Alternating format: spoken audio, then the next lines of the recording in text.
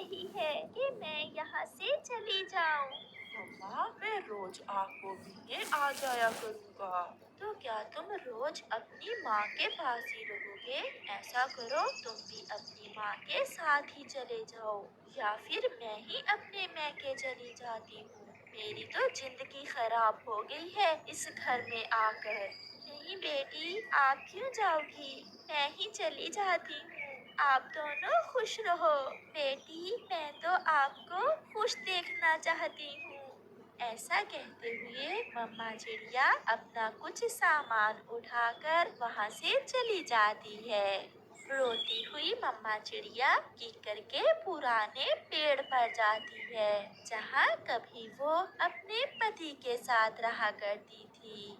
घोंसला बहुत पुराना था। मम्मा चिड़िया अपना सामान पेड़ के ऊपर रखकर उस पुराने घोंसले की मरम्मत शुरू करती है, मगर उसका किसी भी काम में दिल नहीं लग रहा था। फिर वो ऐसे ही टूटे हुए घोंसले में लेट जाती है और अपने मासी में खो जाती है। अपनी सास के घर से चले जाने के बाद बहू रानी भी घर की सफाई शुरू करती है। दूसरे रोज जब कुकू दाना लेने जाने लगता है तो उसकी पत्नी उससे कहती है, शाम को जल्दी घर आ जाना, आज हम दोनों शाम को मिलकर नदी पर जाएंगे। मैंने सोचा था कि मैं शाम को माँ से मिलता आऊँगा। अभी कल ही तो गई है माँ यहाँ से, फिर किसी दिन मिल आना। आप जल्दी घर आना। मम्मा चिड़िया अकेली और उदास अपने घोंसले में बैठी हुई थी। उसे अपने बेटे की बहुत याद सता रही थी, जिस बेटे के बिना वो एक लम्हा जीने का सोच भी नहीं सकती थी। आज वो उसी बेटे के बिना सूखे पेड़ पर टूटे हुए घोंसले में बेआसरा बैठी थी। शाम हो जाती है और मम्मा चिड़िया की आंखें दूर तक देख रही थी कि शायद उसका बेटा उससे मिलने आए। मगर फिर जब अंधेरा बढ़ने लगता है तो मम्मा चिड़िया थक हार कर फिर से वापस आकर टूटे हुए घोंसले में बैठ जाती है। ऐसे ही कुछ दिन गुजर जाते हैं। मम्मा चिड़िया भी इतने दिनों में अपना घोंसला मरम्मत कर लेती है। कुकू और उसकी पत्नी भी ये भूल जाते हैं कि कोई बूढ़ी चिड़िया भी कभी उनके घर में रहती थी। एक शाम आसमान पर गहरे बादल छाए हुए थे। कुकू भी तेजी से अपने घर की तरफ उड़ा जा रहा था। किक्कर के पेड़ पर उसकी बूढ़ी माँ ने भी खुद को बारिश से बचाने के लिए कुछ पत्ते लगा लिए थे। बहुत गहरे बादल हैं। अच्छा ही हुआ जो आप समय से घर पहुंच गए। बरसात भी शुरू हो जाती है।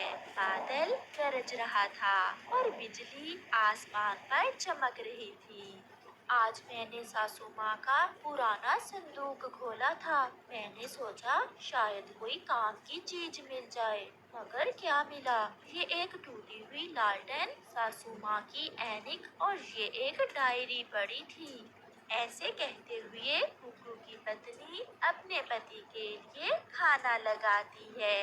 कुकू खाना खाने लगता है।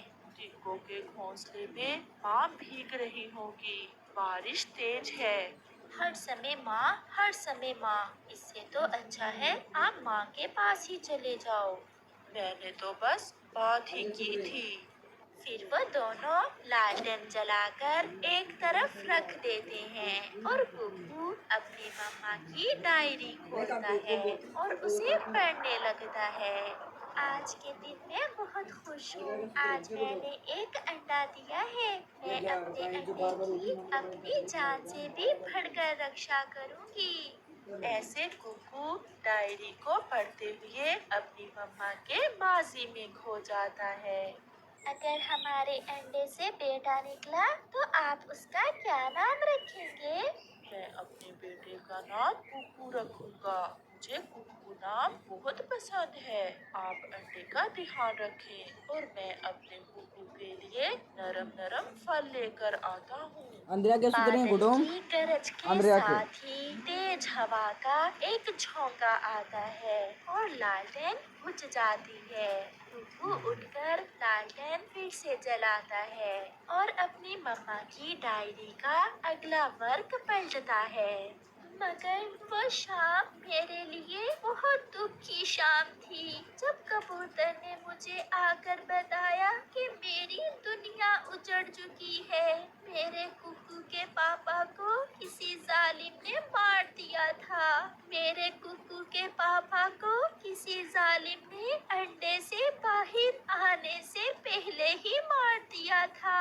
मैं बहुत रोई, मगर फिर मैंने पलटकर अपने अंडे की तरफ देखा, जिसे देखकर मुझ में जीने की आशा पैदा हुई। कुकू अपनी मम्मा की डायरी पढ़ता हुआ रो रहा था। वो पढ़ता जा रहा था।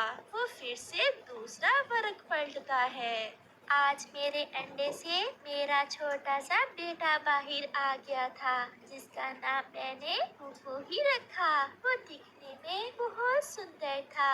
वो सच में अपने पापा की तरह सुंदर था। फिर मैं अपने बेटे से बातें करने लगी और कुछ ही दिनों में मैं सब पुराने दुख भूलकर अपने बेटे के साथ नई जिंदगी जीने लगी। मैं अपने बेटे को साथ लेकर नदी पर जाती।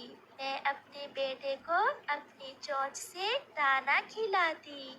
मैं अपने बेटे को सोया देखकर खुश होती रहती। मेरा बेटा बड़ा होता गया।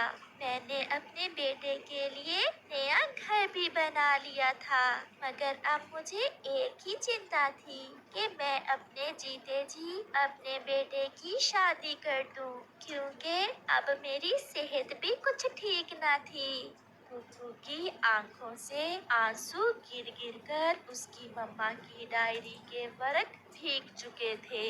उसे ये एहसास हो रहा था कि कैसे उसकी मम्मा ने अपनी जिंदगी अपने बेटे के नाम कर दी। उसकी मम्मा ने अपने बेटे को पालने के लिए अपनी जिंदगी लगा दी और उसने अपनी पत्नी को खुश करने के लिए अपनी माँ को ही घर से निकाल दिया। वो पछता रहा था। वो अपने किए पर आंसू बहा रहा था।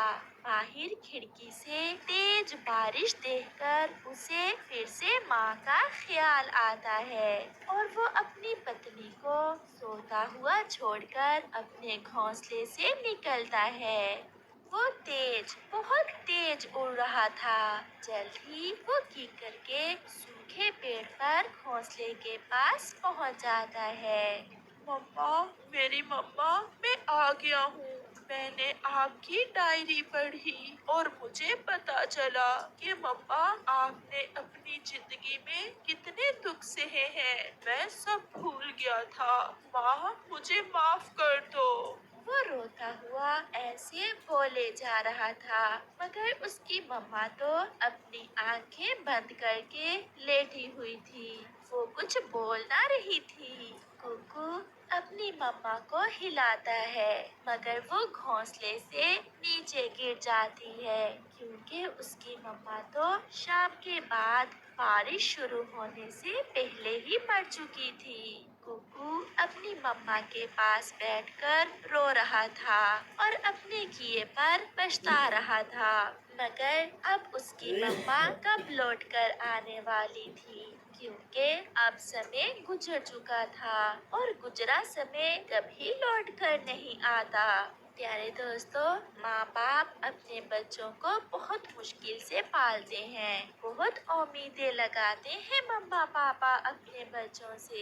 इसलिए कभी भी अपने मम्मा और पापा को दुख ना दें। आपका धन्यवाद। मम्मा, मुझे थोड़ा थोड़ा याद है, जब पापा जिंदा थे तो हम एक बार यहाँ आए थे। मम्मा, मैं पापा के कंधों पर बैठ गया था। मुझे बहुत मजा आया था। अरे ये क्या मम्मा, आप तो रोने लग गई। मैं जब भी पापा की बात करता हूँ आप रोने लग जाती हैं। कुछ नहीं कुकू, बस वैसे ही दिल भर आया था। चलो मैं बिठा लेती हूँ अपने कुकू को अपने कंधों पर। मम्मा सच बताऊं एक बात? बताएं मेरी जान।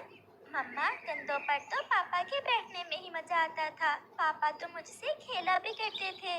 वो माँ बेटा बैठे ऐसे बातें कर रहे थे। कुकू का पापा अब इस दुनिया में ना था, क्योंकि वो पिछली बारिश में मर गया था। उस चिड़िया का कुल जीवन कुकू से ही था। वो पूरी कोशिश करती कि अपने बेटे को मम्मा और पापा दोनों का प्यार दे। कुकू बेटा अब शाम होने वाली है, चलो अब घर चले। मम्मा प्रॉमिस करें मुझे फिर से यहाँ लेकर आएंगी ना? अच्छा प्रॉमिस। अब चलो बेटा, जल्द ही अंधेरा हो जाएगा। फिर वो दोनों माँ बेटा वापस चलते हैं।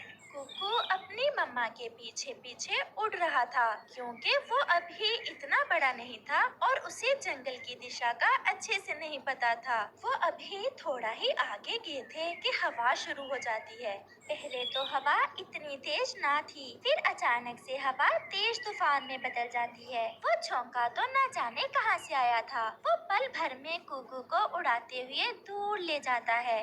कुकू जल्दी उड़ो बेटा, जल्दी उड़ो, मुझे तो ये तूफान लग रहा है।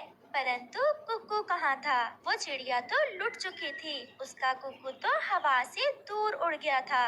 कुकू मेरी जान, कुकू कहाँ हो? कुकू कहाँ छुप गए? बेटे प्लीज मेरे सामने आ जाओ, अपनी मम्मा से ऐसे मजाक ना करो। हवा इतनी तेज थी कि चिड़िया खुद पर काबू नहीं रख पा रही थी। वो इधर उधर उड़ रही थी और फिर हवा के जोर से वो भी एक दिशा में खींची चली जाती है और पेड़ से टकराकर नीचे गिर जाती है।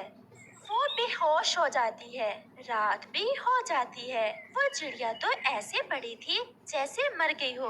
केवल चंद लम्हों में उनकी खुशियाँ दुखों में बदल गई थी। वो कैसे हंसते हंसते घर जा रहे थे और फिर ये सब हो गया। वो सुबह तो बहुत रोशन थी। पक्षियों की आवाजें जंगल में गूंज रही थी। ऐसा लग रहा था कि जंगल में तो कभी तूफान आया ही नहीं। कबूतर जरा वो सामने नीचे तो देखो, मुझे तो ऐसा लग रहा है जैसे कोई पक्षी गिरा पड़ा है। फिर कबूतर और तोता वहाँ उतरते हैं। अरे ये तो हमारी दोस्त रानो चिड़िया है। रानो चिड़िया यहाँ कैसे, और इसका बेटा कहाँ है?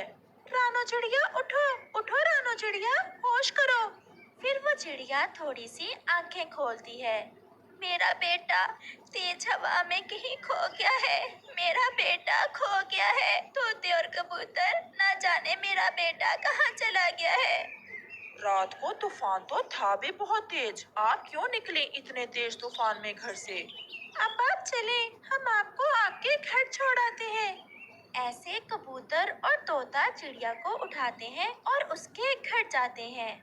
मेरे पंख पर चोट है, मुझसे उड़ा नहीं जाएगा।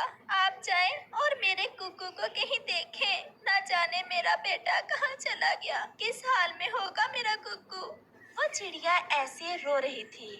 चिड़िया बहन हम जाते हैं और कुकू को देखते हैं। आप ज्यादा चिंतित ना हो, चुप कर जाए, कुकू मिल जाएगा। हवा तेज थी, वो किसी पेड़ या किसी झाड़ी में फंस गया होगा। ऐसा कहते हुए कबूतर और तोता वहाँ से चले जाते हैं। मुझे तो नहीं लगता कबूतर कि चिड़िया का बेटा अब तक जिंदा होगा। ऐसे तूफान में जो पक्षी उड़ जाए वो कब बचता है? वो माँ है ना, इसलिए माँ नहीं रही। पता तो शायद उसे भी होगा कि उसका बेटा कब जिंदा होगा। चलो फिर भी हम उसे देखते हैं कहीं। वो उड़ते हैं और चिड़िया के बेटे को जंगल में देखने के लिए एक ऊंची उड़ान लेते हैं। कालू कौवा और गोरी कौवी दूसरे जंगल गए हुए थे। वो वापस लौट रहे थे। वो उड़ते उड़ते थक जाते हैं और एक पेड़ पर थोड़ा आराम करने के लिए बैठ जाते हैं। कालू जी देखा, मेरी माँ जी ने कैसे सेवा की आपकी। मुझे तो गोरी वो मकई के दाने बहुत मजे के लगे। हम कुछ दिनों बाद फिर से तुम्हारी माँ वाले जंगल जाएंगे। वो ऐसे बैठे बातें कर ही रहे थे कि गोरी कौवी का ध्यान सामने पहाड़ के साथ झाड़ियों पर जाता है। उसे वहाँ कोई पक्षी झाड़ियों में फंसा हुआ दिखाई देता है। कालू जी जल्दी चलो, वो सामने देखो, कोई पक्षी है वहाँ झाड़ियों में। फिर वो दोनों वहाँ जाते हैं। अरे ये तो चिड़िया का बच्चा है, कुकू है ये यहाँ कैसे फंस गया? और ये तो बहुत घायल है। अगर इसे यहाँ से निकाल कर जल्द डॉक्टर के पास ना लेकर के तो ये मर जाएगा। कालू जी जल्दी निकालो कुकू को, चिड़िया तो रो रही होगी। हम इसे पास में बुलबुल के पास ले जाते हैं। फिर कौवा और कौवी चिड़िया के बच्चे को झाड़ियों से निकालते हैं और बुलबुल की तरफ चलते हैं। इसके सर में चोट आई है, मैंने इसे दवा दे दी है, कुछ ही देर में ये ठीक हो जाएगा। अच्छा हुआ आप इसे मेरे पास ले आए, अगर थोड़ी देर आप इसे मेरे पास ना लाते तो कुछ भी हो सकता था। बुलबुल ये बच्चा ठीक तो हो जाएगा ना? ये बस थोड़ी ही देर में ठीक हो जाएगा। तोता और कबूतर भी उड़ते उड़ते उन्हीं झाड़ियों की दिशा में आ जाते हैं। फिर तोते का ध्यान झाड़ियों में पड़े कुकू के टूटे हुए पंखों पर जाता है। वो जल्दी से वहाँ आते हैं। कबूतर यार, ये पंख तो कुकू के हैं। अब हमारी खोज खत्म हुई और चिड़िया की आशा। कोई जालिम कुकू को खा गया होगा जब वो घायल होकर यहाँ गिरा होगा। कबूतर यार, एक पंख साथ ले लो, हम जाकर चिड़िया को दिखा देंगे, फिर ही उसे विश्वास होगा कि अब उसका बेटा इस दुनिया में नहीं रहा।